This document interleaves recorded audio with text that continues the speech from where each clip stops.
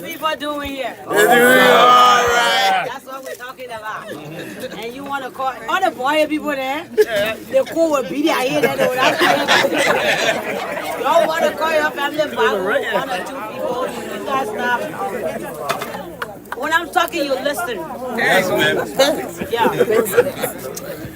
Everybody here is capable of being a leader.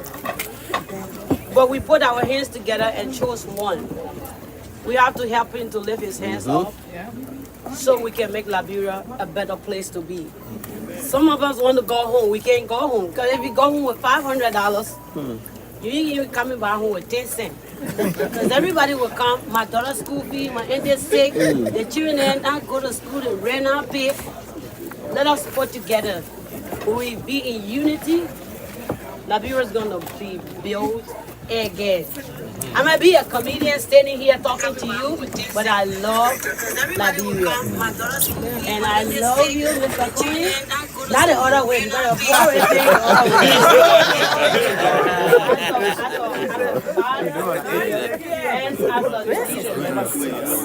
All right, listen, it's cool out here. We need to make sure that bring his message. The grace that you have, It's cool. we pray that God will help you, and that grace will help you to move forward in Jesus. Amen.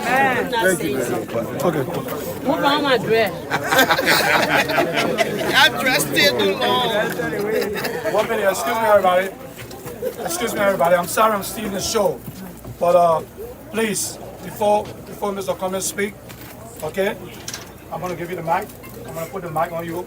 And just to let you know, this is a legal business we're doing. So I just want everybody to know that we're live on the Liberian Radio and Television Network from Philadelphia, okay?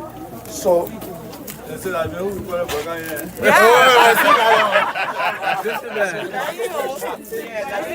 think I know. So let's be quiet.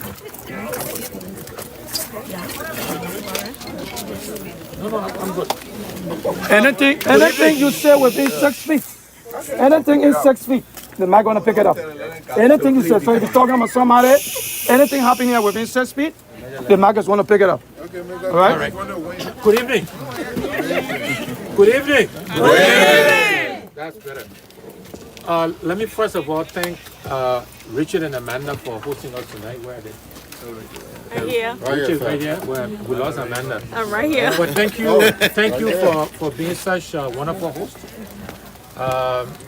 And thank to everybody who's here this evening, and to all of those who are coming to the convention tomorrow. I am very, very humbled by your presence. I am humbled by your commitment, by your belief that together we can change Liberia.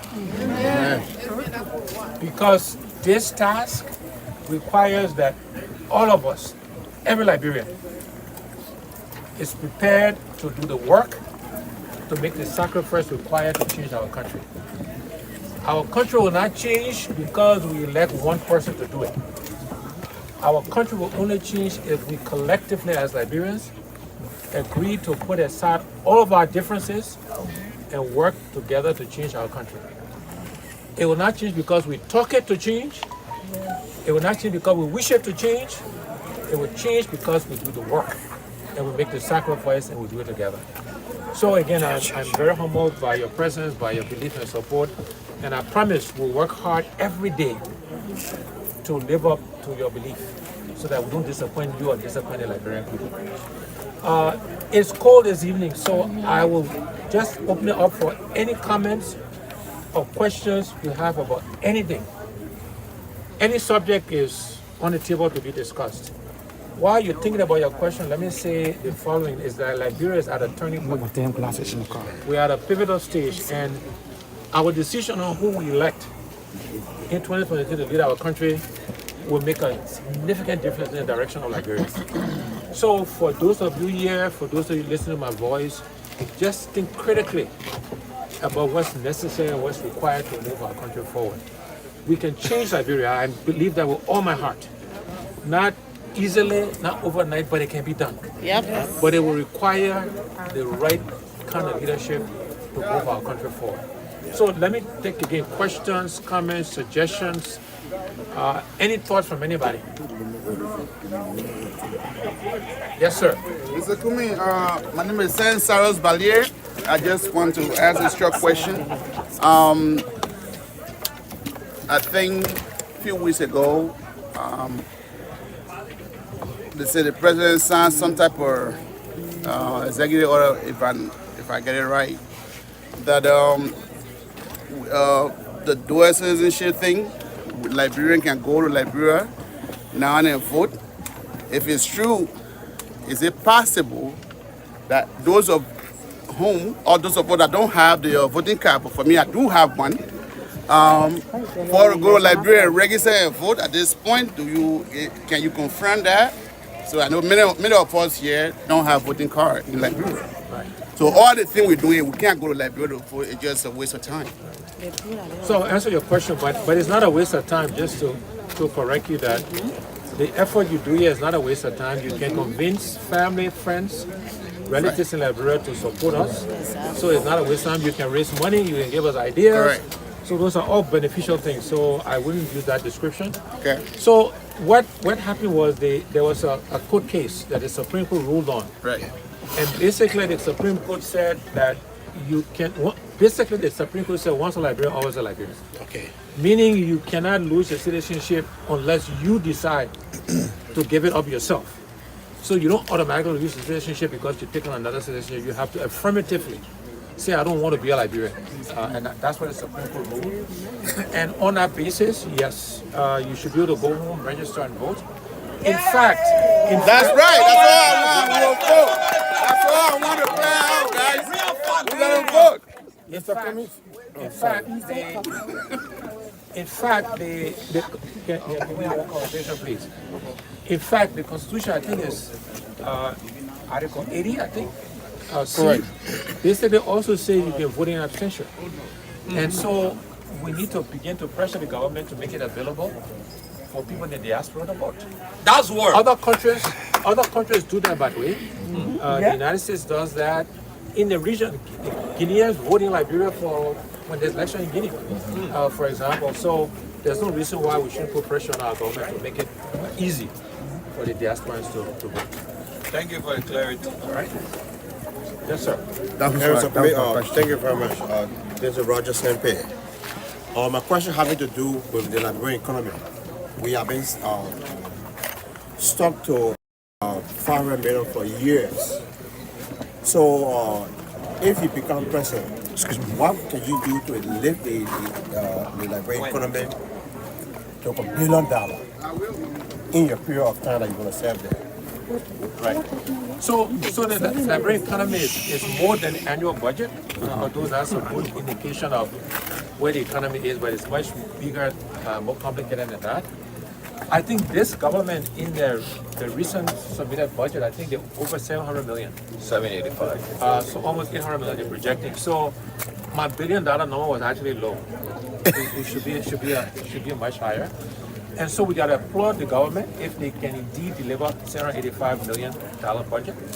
So the proof is in the pudding. We'll see whether they can collect the revenue, can deliver that, and what impact it will have on Liberian people, which is even more important. But let's give them credit. If that number is real, if they can deliver it, we should applaud them. And again, let me say then that means the $1 billion we're aspiring for is actually doable, and we should be aspiring to do a lot more. But the economy of Liberia is governed by and affected by many things. It's affected by the rule of law. If you have a situation where people can do whatever they want and no consequences, if you have the same level of corruption, if you have lack of confidence in the leadership of the country, in the management of the economy, you're not going to grow. You're not going to grow with the business. If you take that budget, that's $785 million, and you don't invest it in the right things, you're not going to grow your economy. So those are all things. And again, the economy is something, Liberia said, that's my area. That's an area we understand. We understand the need to grow the private sector because that's where you should be able to create jobs. And so those are areas we are going to focus on. Those are areas that we have to do if we want to take the pressure off the government so that we can create jobs, generate revenues, develop our young people, support the private sector, invest in agriculture. All of these things That's what we'll do to grow the economy of Liberia. Mr. Cummings. Excuse me. Mr. Cummings. So who's facilitating this? I can facilitate it. Thank you. I appreciate that. Mr. Cummings, Charles Levi Martin, old friend, know you for a long time. I've been able to speak with a multiplicity of Liberian students who are taking scholarships in foreign countries, particularly students who've studied social medicine, epidemiology. One of the problems that we have in our country is every few years we suffer some kind of epidemic or Ebola. At the moment right now we are dealing with COVID. There are Liberian students in foreign countries. In fact, I spoke with one of the students a few days ago, has a master in science, in nursing, studies social medicine, had to go back to Liberia because the studies were over. Come back home and doesn't even have a job. Nobody's looking back at them. Nobody is helping. Many of these students, after learning, have difficulty going back home because there are no plans. You send people away to get the education that the nation needs. When they come back, these skills are not utilized. They're left in abject poverty. They cannot even take care of their families.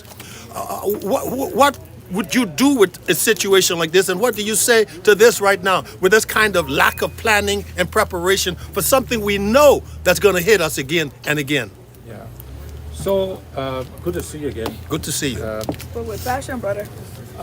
Look, the situation described is indicative of the problems in our country. Frankly, the incompetence and the ineptitude of what's happening in Liberia today is astounding.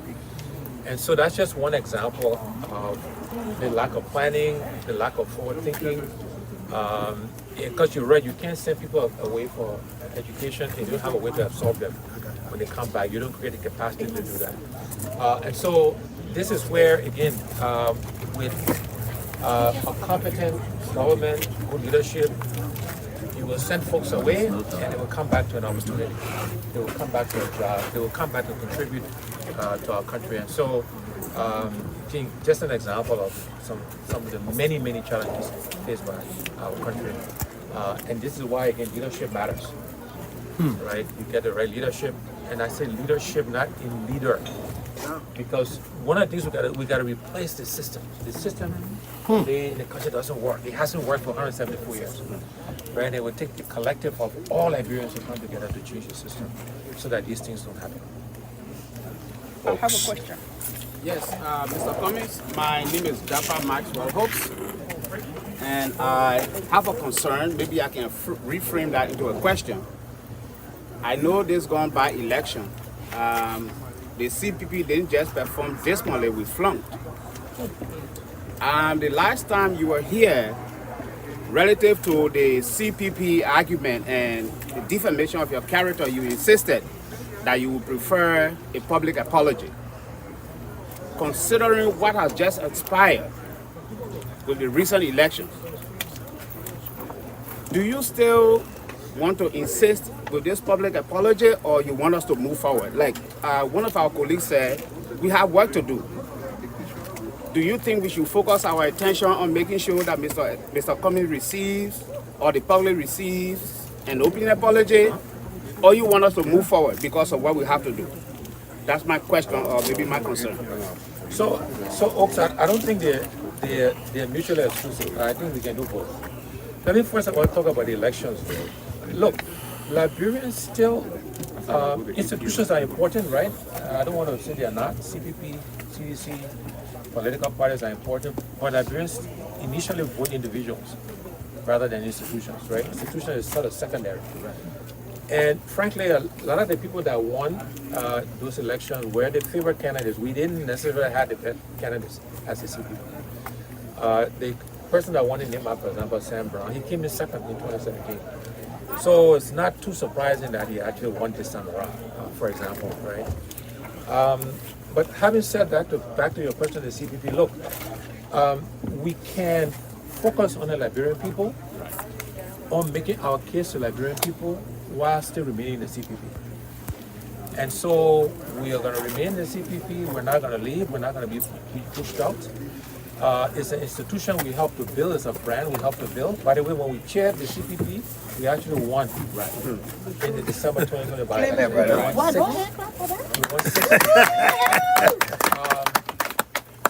So we can do both. We can focus on making our case to Liberian people, and that's what we should focus on. Yes. That's what we should do. At the same time, we can remain in the CPP, and that's what we hope to do as well. So we can do both. Thank you. Let's hear it. Okay, Mr. Cummings, my name is Wanga. I have a question that's in regards to those boys that they call the Soko and the girls that the less fortunate ones. Because for me, that's where my passion is. That's why I initially came in this party, because I believe you can deliver. Having said that, what are the plans that you have that you think you can be able to take to get the boys out of the street? Because people want to go back home, but you don't want to go over there and they go and chop you off. Somebody going to kill, ain't no to go kill you off in your own home. And the only reason I personally believe people do that is because they do not have a job. What are some of the things you want to do? Are you going to have vocational school that you will keep the boys out of the street? You know, even though someone there, they are all done, but yet they say we can't give up on them. So what are the plans? Because if you can't get those children out of the street, you're not going to have a better Liberia.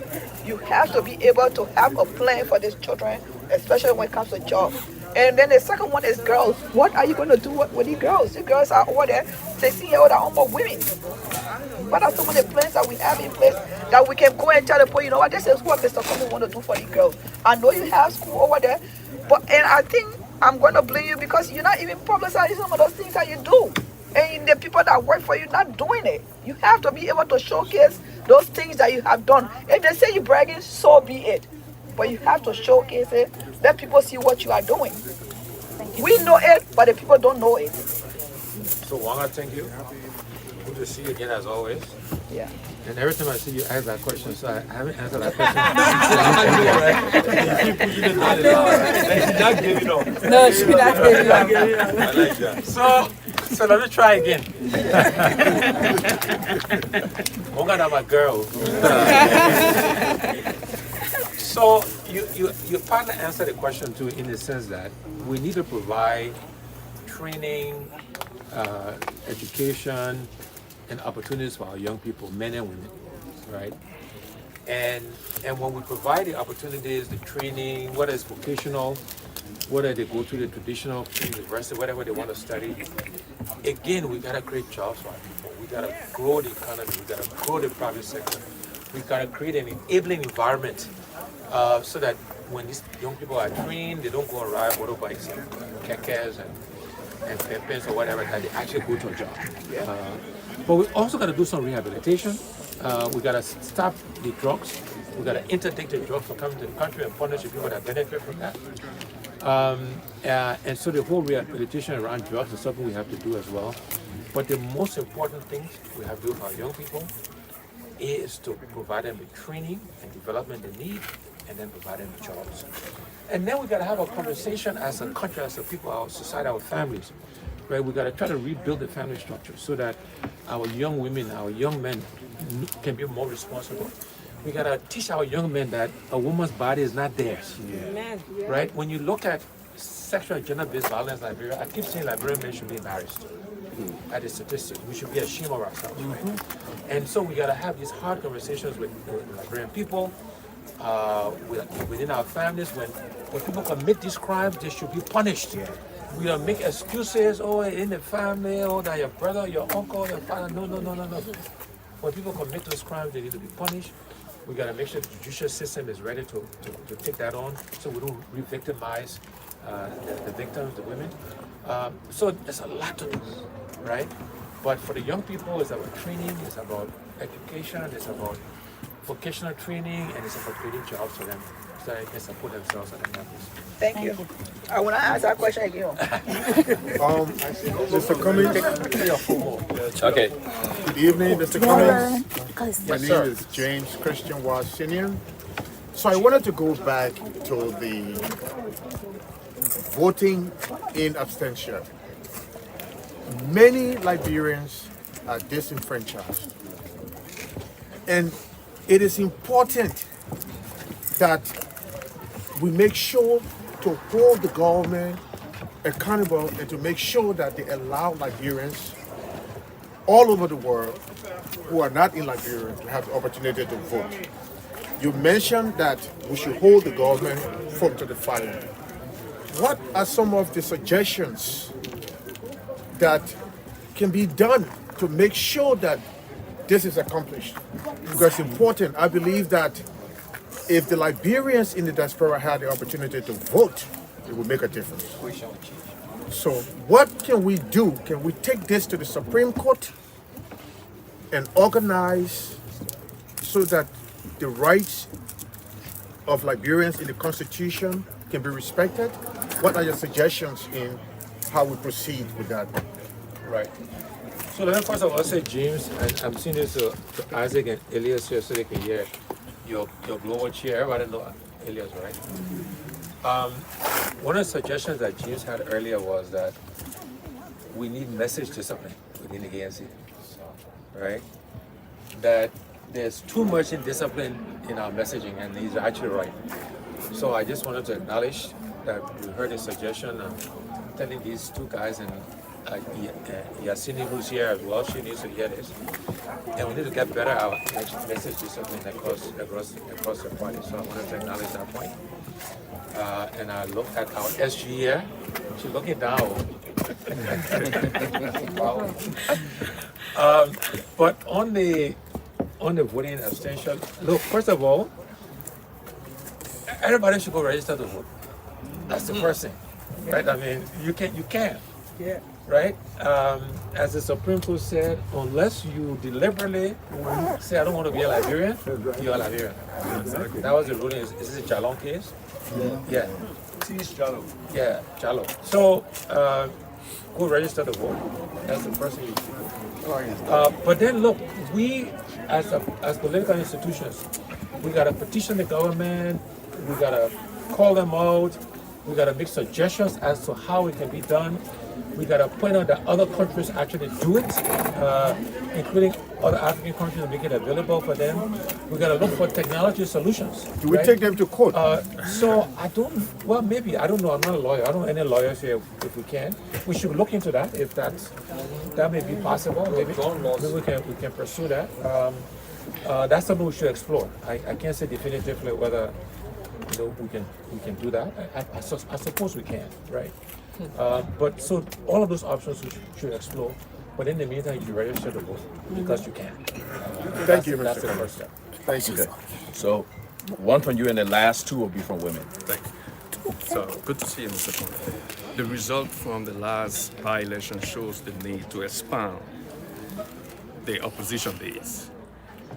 Are there plans in place to expand the base? So we saw independent candidates in winning key races. Are there plans to expand the CPP to other opposition parties? Yeah, so first of all, the opposition won this last election, meaning even independents are opposition. Yeah, I agree. So the CDC, right, the CDC didn't win any seats, neither did the CPP, but so the opposition won, that's a positive thing. And the answer is yes, we should expand the CPP. I believe we should. As the ANC, we're going to be aggressively looking for other individuals and institutions to join us. There's nothing in the framework agreement that says that cannot happen. And so we want to expand because we want to have a first round victory in 2023. And then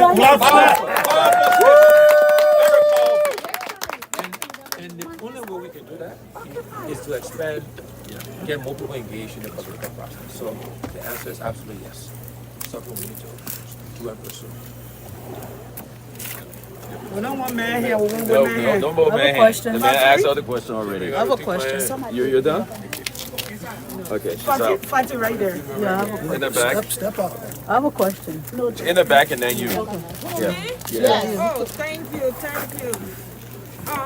My concern is, how you doing, Mr. Cummings? Can you come forward, please? I can hear her. I'm not an ANC member. I'm not a fan of politicians. I'm only here tonight just to observe. Okay. And my concern to you is the reason why I'm an observer. I voted 2 elections in Liberia, 1985 and 1997. And from 97, I decided to be an independent. Because from there, I concluded that politicians were all the same. They lie, and when you gave them the power, they do something else. So you, Mr. Cummins, I want you to tell me, because I know there are a lot of other independent-minded people like me, to tell us what is it you think you can do to assure us that we can trust you're the politician. Thank you. So I can't. You mean what makes him different? Different. That's what she's saying. Hello. Yeah. Hello. Me say, yeah, I Mr. understand her Cummins. question. Please, I understand her question No, clearly. don't tell me shit. And I'm a grown adult. I understand your question, and it's a good one because, you know, politicians, not just in Liberia, by the way, politicians they lie. Typical politicians, they make up stuff, right? And they tell people what they want to hear. So you're asking a very good question. And I can't speak for all the politicians, right? I can only speak for myself. And what I like to say to people is they say the best way to predict future behavior or future performance is past behavior, past performance. Yes. Best predictor. Yes. So all I say to you is you have to look at my past behavior, my past performance, should give you a good indication of what we can do in the future. And let me give you examples of what that is.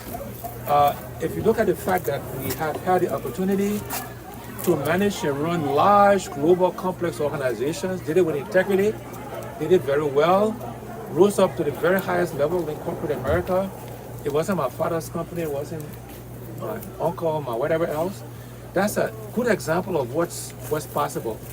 If you look at what we've done as a family or with the foundation, there's a reason why people refer to me as talking doing Liberia, because I don't make promises I can't keep. If I can't do something, I will say I can't do it. If I don't know the answer to a question, I will say I don't know the answer to the question, right? So the best for anybody to tell whether they will be good in the future is what have they done in the past. Have they behaved themselves? Have they done a good job? You know, if they haven't, then chances are, if you were a bad teacher in the past, you'll probably be a bad teacher in the future. Yes. If you were not a good nurse in the past, you'll probably not be a good nurse in the future, right? So look at the person. Don't look at what they say. Look at what they've done. Look at what they do. Look at how they do it. It will give you a good sense of whether or not they can do it in the future. So that's the best answer I can give. Thank you. But thank you for the question. Thank you. Final question. Yeah. So my name is Fatima Fambula, and my question is, ANC is part of the collaboration, right? And my question is, what if the Unity Party doesn't want to go to the primary? What is your alternative plan? Well, if the Unity Party decides not to go to the primary, then basically they would be saying they don't want to be a part of the CPP. That's what by default. I don't think that would be the case. I mean, I don't know. I can't speak for the Unity Party, right? But if any party, if the ALP said that, the Lrtn Party said that, the ANC said we don't want to go to a primary, then you're effectively saying you don't want to be a part of the CPP. At that point in time, then maybe the CPP breaks up, right? I hope not. We are committed to go into a primary. Look, there's a 3-step process for deciding the standard bearer. First is consensus. We're not going to reach consensus. Let's be honest with ourselves, right? Right. Then we should do a non-binding polling, BPS, Right. and then go to a primary. I think we need to just agree we're going to do the polling and we're going to go to a primary. So we can make the sooner we make the decision, the better. But if anybody decides they don't want to go to a primary, they are in effect saying they don't want to be a part of the city. That's the answer. So that's when you would decide what to do next. I think we collectively at the city will have to decide what to do next, including the ANC. Yes. Okay. But great question. Great question, great answer. So anything else? That's it. Well, look, let me. It's the last question. It's cool, but let me thank you all for your presence here. We will have a good day tomorrow and a good night tomorrow night. If Elias agrees or the SG agree, we can take maybe a few more questions tomorrow. With a few more people, we can squeeze it in. It will be warmer in the hall. I hope the hall will have it. Yes. Okay, Mr. Cummins. That's a few more questions, but thank you. Yes. God bless you. God bless Excuse me, Mr. Cummins. Thank you. I report for the Liberian Radio and Television Network coming out of Philadelphia. I just want you to look in the camera because we had an opportunity to be here today, and we want to say thanks to the ANC for inviting us to come and cover the program. Can you step back a little bit? I want you to look in the camera. I got a lot of folks that don't know you from nowhere, but it's somewhere sitting there and watching through our eyes. I want you to speak directly to them. Why is it important that they vote for you? Why should they trust you like the way they say? Look in the camera. Go ahead. Yeah, look, we want to serve our country because we believe in servant leadership. And we believe we understand the challenges of our country. We believe we understand the suffering our people are going through. You know, we grew up in Point 4 in Fiama. We went to government elementary school. Most of our education is from Liberia, so I understand. I can empathize, I can feel the pain our people are feeling. And we think we offer the experiences necessary to bring Liberians together to change our country, to serve Liberia in a different way. We believe that we gotta change almost everything about Liberia, right? I keep saying you cannot keep doing the same thing and expect different results. And if we want Liberia to change, every Liberian individually, and then us collectively will have to do things different. We have to change the way we think about ourselves, about our country. And through that process, we can and will transform our country. So I ask Liberians to look at my history, to look at my record, to look at my past behavior, past performance as a good barometer, a good judge of what we can do in the future to change and transform our country.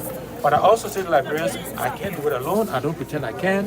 It would take all of us collectively to come together to change and to transform Liberia. But we can do it. It can be done.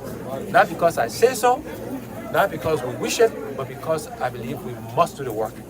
And if we do the work, provide a vision, set the example, we can change that. My name is Alexander Cummings, and I want to work with honest men and women to change Liberia for the better. I want to open the doors of governance to all capable persons. I want to use the collective brain power of all of our men and women. I want to build a nation of self-sufficiency. I want to build an environment that thrives on and promotes a vibrant Liberian private sector. I want to ensure that we are a nation where education is key in all of our national development priorities. I want to create and nurture a development agenda that ensures our young people have jobs when they graduate from school. I want to create an environment where our women have access to equal opportunities in every aspect of our society.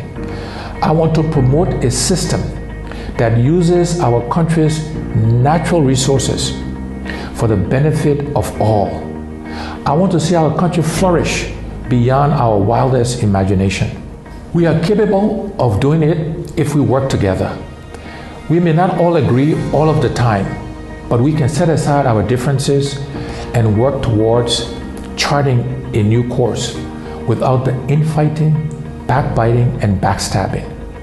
Whether you're a member of the ANC, ALP, LP, or UP, we must channel our support for individual candidates into championing our collective objective, defeating the Weah administration in the 2023 presidential and legislative elections, and ushering in a governance more prepared, more capable, more experienced, more skilled, and more honest men and women. With your help, we can move Liberia to being a better country. I thank you. God bless you and God bless Liberia.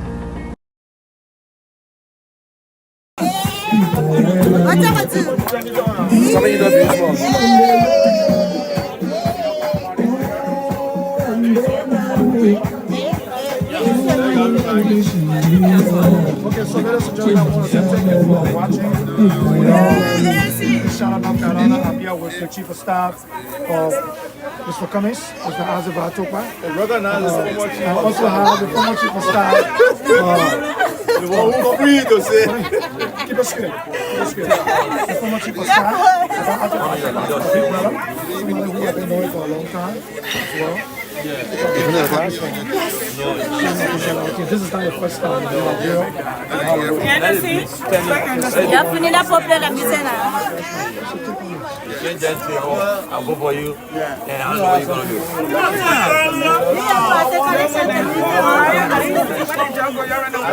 No, I was. Oh my God. You just got in?